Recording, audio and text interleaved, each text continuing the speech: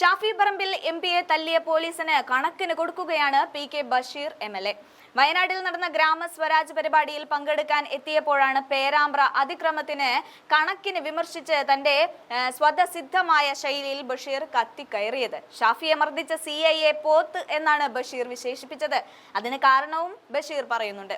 ഷാഫി പറമ്പിൽ MP-യാണ്. 7 നിയോജക മണ്ഡലങ്ങളെ പാർലമെന്റിൽ പ്രതിനിധാനം ചെയ്യുന്ന വ്യക്തി കൂടിയാണ് MP. ആ MP-യെ തിരിച്ചറിയാൻ സാധിക്കാതെ അടിച്ച CIയെ പോത്ത് എന്നല്ലാതെ എന്ത് വിളിക്കണമെന്നാണ് ബഷീർ ചോദിക്കുന്നത്.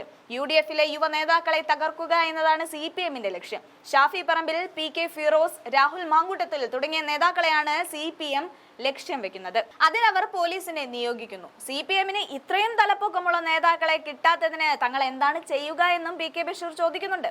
MLA-യുടെ തകർപ്പൻ പ്രസംഗത്തിന്റെ വീഡിയോ ഒന്ന് കണ്ടു നോക്കാം. ഷാഫി പറമ്പിലിനെ ഒരു പോലീസുകാരൻ പോത്തിന് അറിയില്ലാന്ന് പറഞ്ഞാൽ നിങ്ങൾ ആലോചിച്ച് നോക്കാണ്. അവനെ പോത്തന്നെ പറയാൻ പറ്റുള്ളൂ. നിങ്ങൾ എന്ത് പറഞ്ഞിട്ട് കാര്യമില്ല. നിങ്ങൾ ആലോചിച്ച് നോക്കി. അവിടെ നിൽക്കണം നോക്കി. ഷാഫി പറമ്പിൽ DYSP-ന്റെ അടുത്ത് തന്നെ നിൽക്കുക.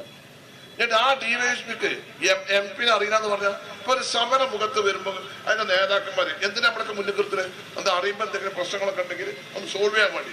എന്നിട്ട് ഇങ്ങനെ പറഞ്ഞത് വേറെ ഒരുത്തിനെ കൊണ്ട് ഷാഫി പറയാണ് മൂർത്താക്കാണ് അടിപരണ്ടത്. അത് മാറിയോട് കഴിച്ചില്ലായി. അറിയങ്ങള് ഇവർക്ക് എന്താ വെച്ചാല് ഒന്ന് നമ്മള് രാഹുൽ മാങ്ങോട്ടും, ഒന്ന് ഷാഫി, ഒന്ന് ഫിറോസ്, ഇവരെ കൊണ്ട് തകർക്കുക. എന്നിട്ട് ആ യുവജന നേരെ ഇല്ലാതെയാക്കുക. ഇവർക്ക് ഇങ്ങക്ക് അങ്ങനെ ഗ്ലാമറിൽ ആൾക്കാരെ കിട്ടാതെ ഞങ്ങളത് കാട്ടാനാണ് കട്ടിലാണ് സുമ്മട്ടണികൾ. അല്ല എന്താ ചെയ്യാ? നമ്മള് പറയാം നിങ്ങളത് ആലോചിച്ചു. ഇവരിങ്ങനെ ഓരോരുത്തരാളെ പേരിന്റെ കേസ്. ഞാൻ ഇന്നലെ രാഹുലിനെ കണ്ടില്ല, മാങ്ങോട്ട് കണ്ടു. നല്ല ചൊറുക്കായിരുന്നു, നല്ല ഉഷാറായി. എന്താ ഉഷാറായി ചോദിച്ചു. അതിന് ബഷീർക്ക് അവര് പരാതിയില്ലല്ലോ. അതന്നെ എന്റെ ധൈര്യം എന്താണ്? ഇങ്ങനെ വെറുതെ ഇങ്ങനെ കേസ് ഉണ്ടാക്കുക.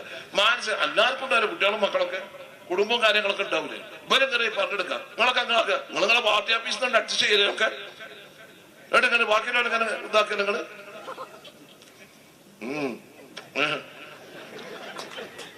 അല്ലെ? നിങ്ങളെ അങ്ങനെ എല്ലാരും കൂടി തേമാൻ നടക്കണ്ട.